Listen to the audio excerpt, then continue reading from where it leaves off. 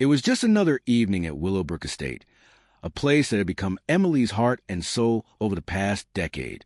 The warm glow of the setting sun kissed the surface of the pool, turning it into a glittering mirror of the sky. She moved with a practiced grace, her hands adjusting the poolside lounge chairs, checking the chlorine levels one last time, and locking the gates. This was her ritual, her moment of peace after a day spent catering to the high-end guests who came to Willowbrook for its exclusivity and tranquility. The estate wasn't just a business. It was an embodiment of all the sacrifices she had made over the years. She could still remember the struggle, the long nights spent filling out loan applications, the endless back and forth with local officials to get the permits, the countless hours of maintenance when she could barely afford help. Every inch of the estate was a testament to her perseverance, to the dream she had fought for. Now it was thriving. Guests from all over came, drawn by the allure of privacy and luxury. And Emily was proud. She'd built this from the ground up, brick by brick, and was flourishing in ways she had once only dared to dream. As Emily straightened the last chair, she heard the familiar creak of the gate. Turning, she saw a woman storming toward her. Her heart skipped a beat. It was clear this wasn't going to be a casual interaction. The woman's posture was stiff, her eyes narrowed with suspicion, and her arms crossed defensively across her chest. Something about the way she walked, like she had something to prove, set Emily's nerves on edge. Little did she know, this encounter would unravel far more than a misunderstanding over a locked gate. "Excuse me, what do you think you're doing?" The voice cut to the quiet evening air, sharp and accusatory. Emily paused, her heart thudding in her chest. She had heard that tone before, one that oozed skepticism and assumption. She turned to face the woman who had approached her so abruptly. The woman was in her mid-50s, her arms crossed tightly over her chest, her posture rigid with judgment. The way she stood there, glaring at Emily, felt as though she was sizing her up, trying to fit her into a narrative that Emily was certain wasn't hers. "I'm closing the pool for the night," Emily replied, her voice calm, steady. She had been through countless situations like this before, people questioning her, doubting her. But this was different. This woman wasn't just a curious bystander. She was already assuming something was wrong. She took a breath, willing herself to remain composed. The woman's eyes narrowed, a flicker of disbelief crossing her face. "You work here?" she asked, her tone laced with condescension, as if Emily were a mere employee of the estate, someone unworthy of the privilege to own such a place. Emily's grip on the latch of the pool gate tightened slightly, the cold metal grounding her in the moment. "I own this property," she said plainly, the words dropping like stones into the silence between them. She watched as the woman blinked, processing the revelation, then let out a scoff, clearly not buying it. "Oh, really?" The woman's voice dripped with incredulity. "That's interesting, because I happen to know the owner." A wave of frustration stirred in Emily's chest, but she kept her expression neutral. This wasn't just about the pool or the gates. It was about something deeper, something much more personal. The woman's incredulity was palpable, and Emily could practically feel the weight of her suspicion hanging in the air like a heavy fog. She couldn't help but let out a quiet, almost amused sigh. She'd been in this position before. People making assumptions, not believing she could be the one in charge. She could see in the woman's eyes the disbelief, the unspoken thought. "No way could someone like you own something like this." "Do you?" Emily replied, a hint of challenge in her voice. She decided right then that she wasn't going to play into the woman's game of intimidation. Emily had worked far too hard for this, far too long, just to be dismissed. She wasn't going to let some nosy neighbor undermine her achievements. The woman stood there for a moment, mouth slightly open, clearly trying to process the information. Finally, she scoffed again, rolling her eyes. "Yes," she said, crossing her arms tighter. "I know the owner, and I don't think they would be okay with someone just locking up like this." Emily raised an eyebrow, a grin tugging at the corner of her lips. "I'm sure you know the owner well," she said, her voice smooth and unimpressed. "In fact, I'm pretty sure you don't know me at all." The woman faltered, looking momentarily lost for words. She wasn't expecting Emily to call her out so directly, and it was clear that she didn't know what to make of the situation.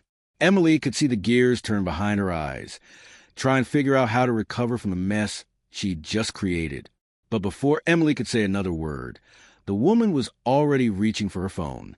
"I'm calling the police," she declared, as if she had somehow won this silent battle. Emily's eyebrow arched higher. Oh, this was going to be fun. As the woman dialed 911, Emily couldn't help but roll her eyes. Oh, here we go, she thought. This was getting ridiculous. She'd been in this kind of situation before. Someone too eager to call the cops without a single thought about what they were actually doing. The woman was practically trembling with the sense of power that came from pulling that 911 trigger, convinced she had the upper hand. Emily leaned against the gate, crossing her arms with a wry smile, deciding to make the most of this farcical moment. "Yes, I need officers at Lakewood Estates." The woman's voice cracked with exaggerated urgency. "There's someone trespassing. They're locking up the pool like they own the place." Emily's smirk widened. Trespassing? She was the owner of the property. This woman clearly had no idea who she was messing with. But Emily wasn't about to let herself get tangled up in this nonsense. Instead, she stood tall, letting the absurdity of the situation roll over her like a wave. The woman continued her frantic phone call, pacing back and forth as if she were narrating some sort of crime drama. Emily just watched her, arms still crossed, as if she were witnessing a bad reality show. When the woman finished her call, she turned to Emily with that smug expression. "The police are on their way," she declared, like she had just summoned a cavalry to take down a criminal mastermind. Emily's lips curled into a knowing grin. If only she knew how much fun this was about to be. The sound of sirens pierced the night, signaling the arrival of the officers. Emily couldn't help but chuckle under her breath. This was about to get very interesting. As the police cars rolled up to the entrance of Willowbrook Estate, the flashing red and blue lights painted the gravel driveway in a surreal, almost theatrical glow. Emily stood firm, her posture relaxed, while the woman, still fuming with indignation, practically marched over to the officers as if she were leading them to a criminal in hiding. Emily watched the scene unfold with a mix of disbelief and amusement. The woman was playing this out like a drama, and Emily was about to be the star of the show. The first officer, a tall man with short-cropped hair and an expression that screamed, "I'm here to get the job done," stepped out of the patrol car. His partner, a stockier officer with more laid-back demeanor, followed closely behind. They both surveyed the area with practiced eyes before turning their attention to the woman, who wasted no time in pointing a finger at Emily. "Officers, thank goodness you're here," the woman exclaimed, as though Emily were some sort of criminal mastermind. This woman was locking up the pool, acting like she owns the place. "I told her to leave, but she refused." Emily had to stifle a laugh. This was too much. It was like a scene from a bad TV show, where the villain is so over the top that even the cops can't take them seriously. The officer turned his gaze to Emily, then back to the woman. He glanced at Emily again, his eyes narrowing for just a second. Something about her seemed familiar, but it wasn't until he glanced at her ID that recognition flickered in his expression. "Wait a minute," he muttered, looking at her ID again. His partner leaned over, raising an eyebrow. "Sheriff Matthews?" Emily's eyes met his, her grin widening just a bit. "Yeah, that's me." The woman's jaw dropped. The officers exchanged a look. This was about to get a lot more entertaining for Emily. The woman's confident facade crumbled in an instant, her lips parting in shock as the officer confirmed Emily's identity. The tall officer, still holding her ID, glanced back at her, his tone suddenly shifting from official to something far more relaxed, even friendly. "I know you," he said, a grin tugging at the corner of his mouth. "You ran that community outreach program in Portland, right? My cousin's kid got a scholarship through that. Small world." The woman was frozen, her eyes wide with disbelief as the officer spoke with a tone that had gone from neutral to almost admiring. Emily's grin widened, and she fought the urge to laugh out loud. The situation was morphing into something completely different from what she had imagined. The woman had come here, so sure of herself, with her assumptions firmly in place. Now, it was as if the universe had decided to pull the rug out from under her. "Yeah," Emily said with a casual shrug, her voice dripping with amusement. I do a few things around town. Seems like I get around. She glanced at the woman, who was now awkwardly shifting on her feet, realizing that her whole narrative had just fallen apart. The officer looked back at the woman, who seemed to be on the verge of choking on her words. So, he said, his voice smooth but with just the right amount of authority, "You didn't think to ask her name before calling us?" The woman fumbled for a response, her words stumbling over each other. I just thought she didn't belong here." Her voice trailed off, and it was clear to everyone but her that she had dug her own hole. Emily couldn't resist. "So you assumed," she said sweetly, "and now look where we are." The woman's face flushed a deep shade of red, and the officer's quiet chuckle only made her discomfort more obvious. The drama of it all was almost too rich to ignore. Emily could feel the weight of the moment shift. The woman's face was flushed with embarrassment, but she still hadn't quite grasped the depth of her mistake. Emily couldn't help but lean in slightly, her voice steady, yet laced with a hint of sass. "So let me get this straight," she began, her tone making it clear she wasn't letting this go anytime soon. "You saw me, a woman of color, locking up the pool, and instead of asking any follow-up questions, you just assumed I didn't belong here?" The woman's eyes flickered with that familiar flash of defensiveness, her lips parting to offer some kind of rebuttal. But Emily was already a step ahead. She had seen this all too many times before. The snap judgments, the assumptions, the silent but deeply ingrained belief that someone like her didn't fit the mold of ownership. It wasn't new to her, but that didn't make it any easier to stomach. The woman, flustered and clearly realizing she had walked right into a trap, snapped, "Oh, don't pull the race card on me." Emily tilted her head, smiling sweetly. "I don't need to pull anything, darling," she said, her voice honey smooth. "You did that all on your own." The woman bristled, her mouth opening and closing like a fish gasping for air, trying to form words that didn't quite come out. Emily watched with mild amusement as the woman's bravado crumbled like a house of cards. She had come here so sure of herself, so ready to be the hero in this little story. But now, she looked like the villain who'd gotten a little too carried away. "You don't know the owner, do you?" Emily added with a final, cutting smile. The woman didn't respond, and Emily could already see the realization sinking in. The once confident neighbor had just learned that assumptions weren't just unfair, they were downright dangerous. The moment the woman realized she had been caught in her own web of assumptions, she faltered. Her face drained of color, and Emily could see the shift. The pride she had once worn like armor now slipped off her shoulders like a coat of shame. Still, she tried to salvage what little dignity she had left. I don't know what's going on here," the woman muttered, her voice small and wavering. I thought you were someone else." Emily folded her arms, leaning in slightly, savoring the moment. She could almost see the woman's ego shrinking in real time, like a deflating balloon. "Oh, you thought?" Emily thought, but she didn't say it out loud. Instead, she let the silence hang between them, thick with the weight of unspoken realizations. "Well, sweetheart," Emily replied, her voice sugar-sweet but laced with sharp edge.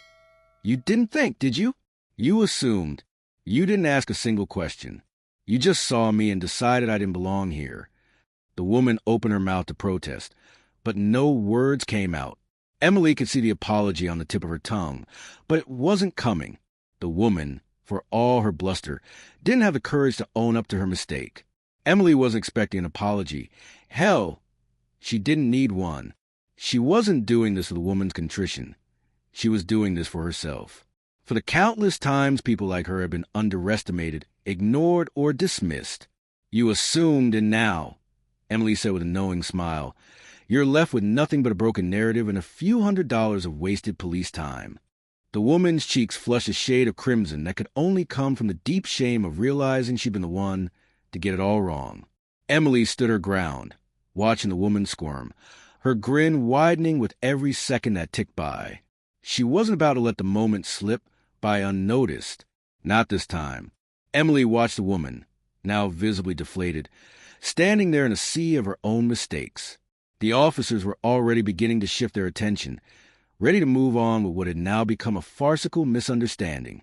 But Emily wasn't ready to let it go just yet. There was something bigger at play here, something far more important than just a locked pool gate. This wasn't about proving herself a woman. It was about making sure that this moment, this lesson, wasn't wasted. She stepped forward, her voice calm but firm. "You know," she began, addressing the woman with a pointed look, "this wasn't just about locking up the pool. This is about thinking before you act.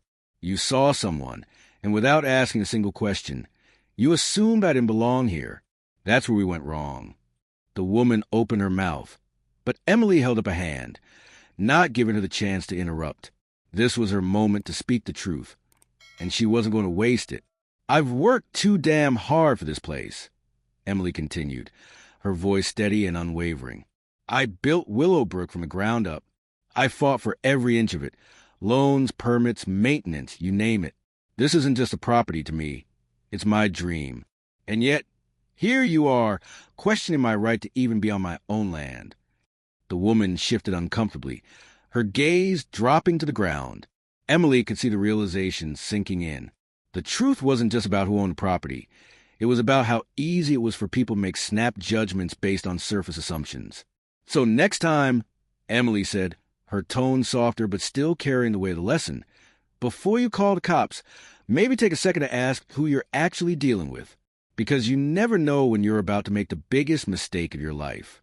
The silence hung in the air for a moment, thick with the unspoken lesson, before Emily turned and walked back toward the estate. This time, she wasn't looking back. As Emily closed the door behind her, shutting out the cool night air and the tension that had surrounded her only moments ago, she felt an odd mix of exhaustion and satisfaction. She had handled the situation gracefully, even, but as she leaned against the door for a moment, letting her breath return to normal, she couldn't shake the feeling that the night had been more than just a confrontation with a nosy neighbor. It had been a stark reminder of the world she lived in, the assumptions people made, and the subtle, sometimes unnoticed battles she fought daily. Inside, the house was calm, the quiet broken only by the occasional hum of the refrigerator and the distant sound of a guest's laughter from the nearby villas. It was serene contrast to the chaos outside, but Emily knew that peace wasn't always guaranteed. It was something she had to fight for, just like everything else. She walked to the kitchen, poured herself a glass of water, and took a long sip. Her phone buzzed, the screen lighting up with a message from her assistant. "Lena, everything okay?" Heard some guests talking about the police being at the estate. Emily smirked, her fingers hovering over the keys. "Just a little neighborhood drama. Nothing I couldn't handle." She paused, then added with a touch of humor, "See you tomorrow. Let's add a Know Your Owner section to the welcome packets." As she set the phone down, she felt the weight of the situation dissolve just a little.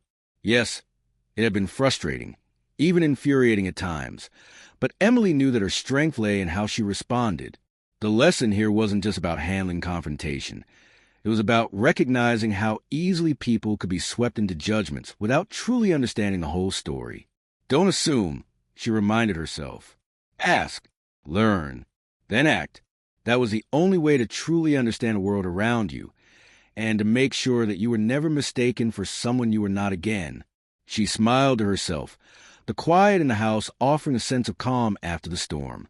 Tomorrow, she'd wake up ready to continue building what she had started. It was her property, her legacy, and no one could take that away.